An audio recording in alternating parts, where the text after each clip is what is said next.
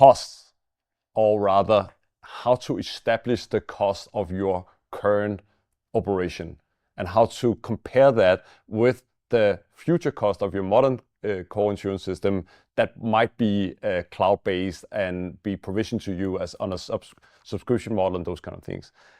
How do you establish the cost of ownership of your existing system, and how do you establish a comparison to the new world in a completely different paradigm?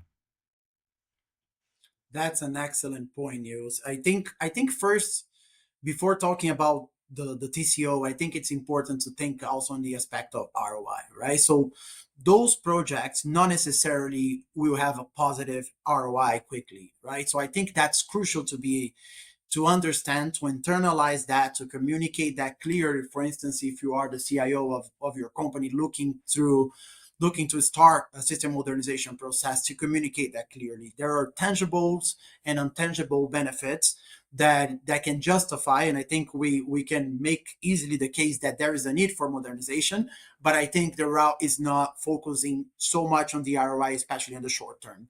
That being said, because I see that quite often happening, I think when evaluating TCO for core insurance systems, at least at Silent, we tend to look especially at a 5 year period. So we talk about a 5 years TCO, and we like to look at four key components, which is the what we were just talking about right now, the migration, right? So the migration costs from the legacy to the new core systems, data cleansing, validation, integration costs, and etc. The licensing cost or the licensing fee, the implementation cost, and the maintenance cost. So there are four components that we think are crucial when you're looking at the comparison among vendors to establish, for instance, a 5 years TCO.